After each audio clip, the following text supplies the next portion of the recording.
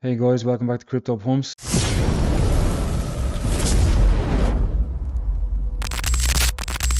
So there's a few things happened in the last few days. In case you haven't seen it, I'm just going to bring it to your attention. Um, so this we just go to CAS FYI for the first thing. So the petahash is at 247, keeps going up and up. It was 250 there earlier. The highest petahash 265. So those new ASIC miners are just coming on now. The hash rate is constantly going higher.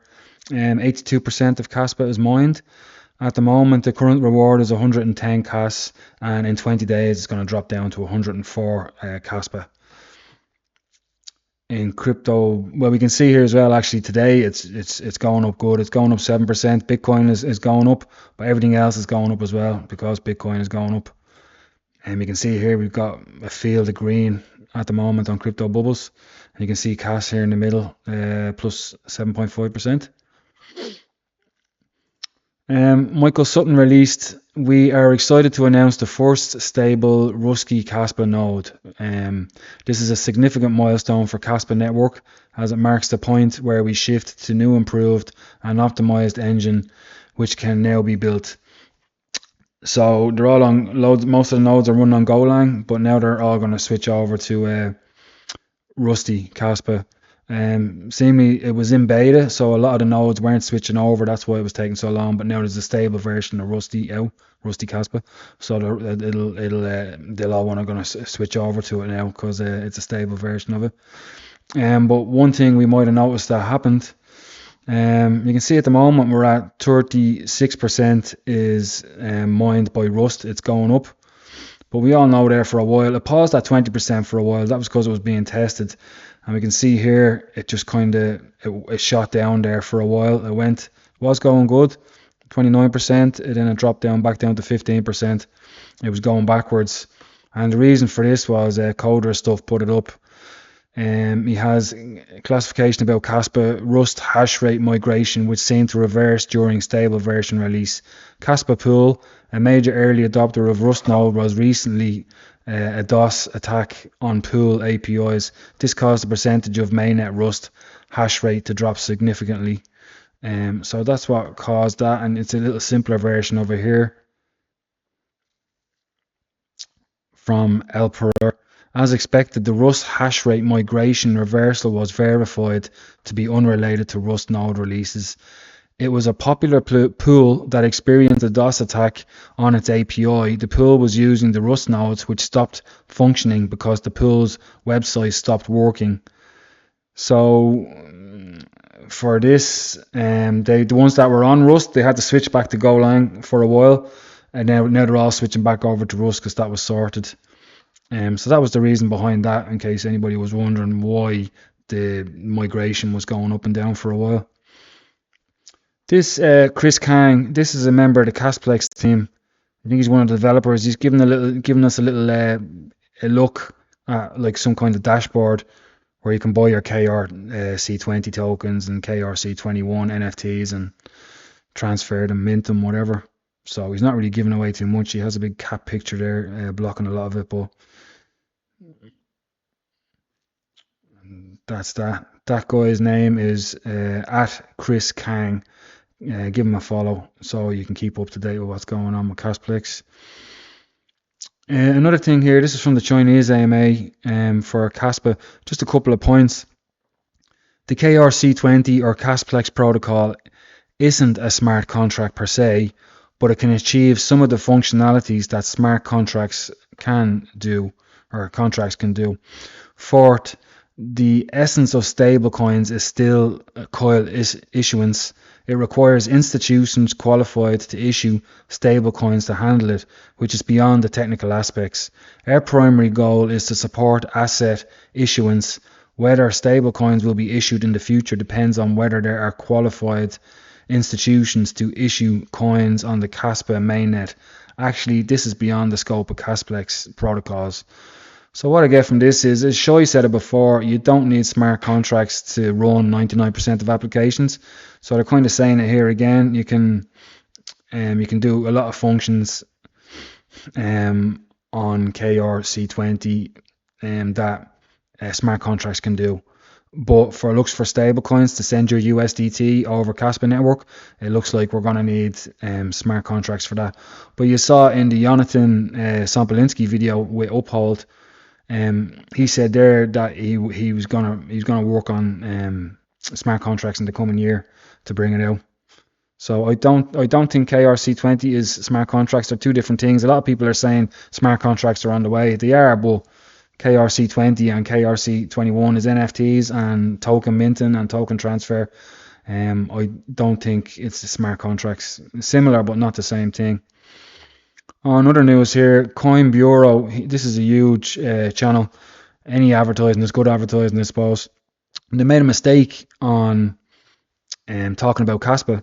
They said that Kaspa was listed on Binance and then it was delisted, and they weren't saying the reason. But as we know, Kaspa is listed as futures on Binance. It was never listed as spot, and that's what they're saying. And then they made a retraction. They took it back. So you can have a look at this bit here.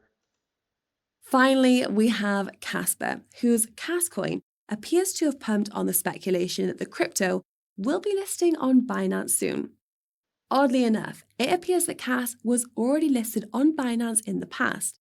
It seems that it was delisted along with other cryptos in October 2023 for unspecified reasons.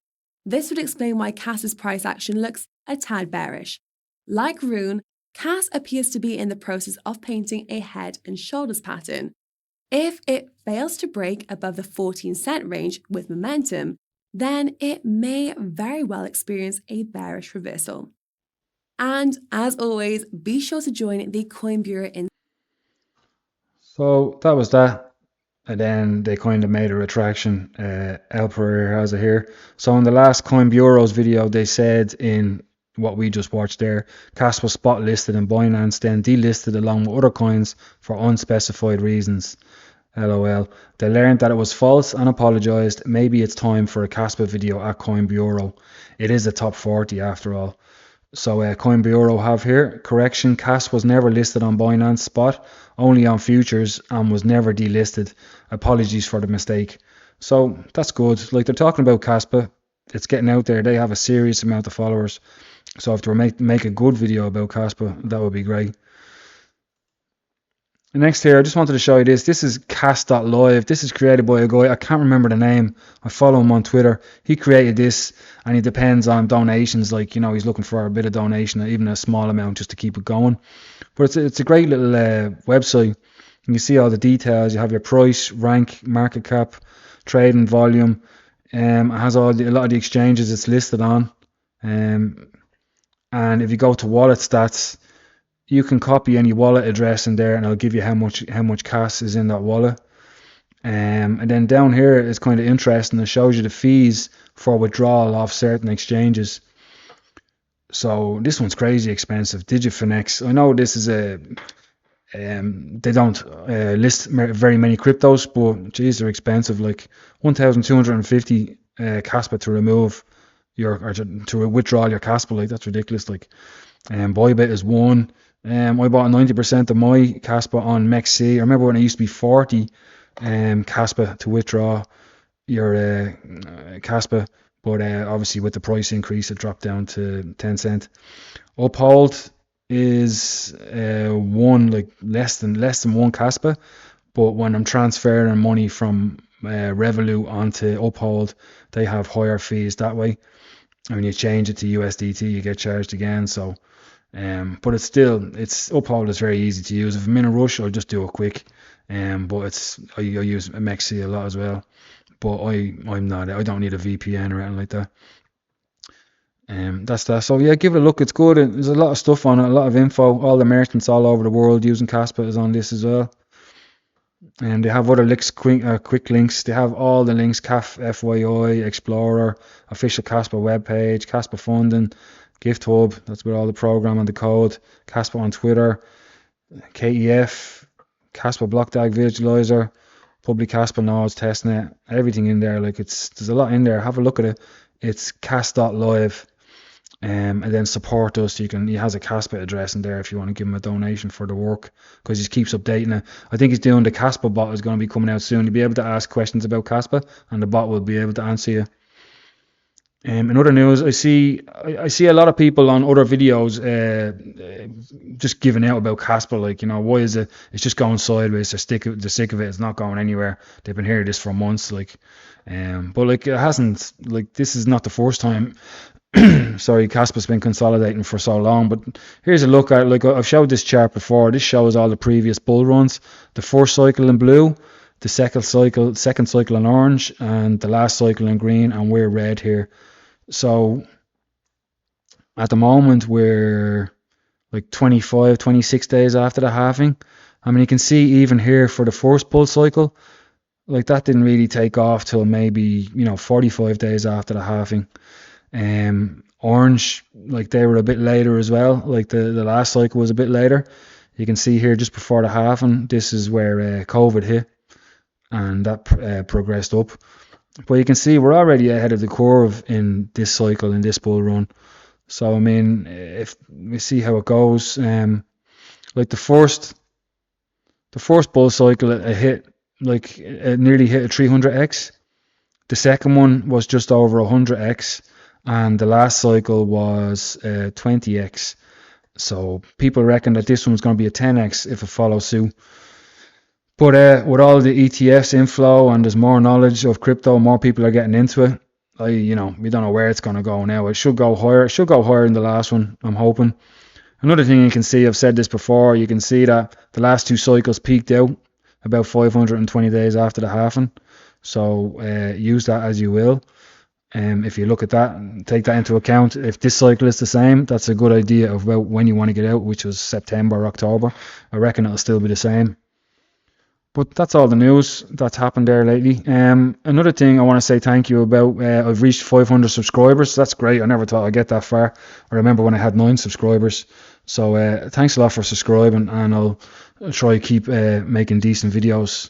I don't make them too often because there's not that much news comes out. I don't want to keep repeating myself, but that was a bit of news that came out. And just in case there's people that just follow me, I wouldn't want them to be missing out on anything. But that's all the news. Thanks for watching. If you found it helpful, give me a like, subscribe, leave a comment, and I will talk to you again. Thanks for watching.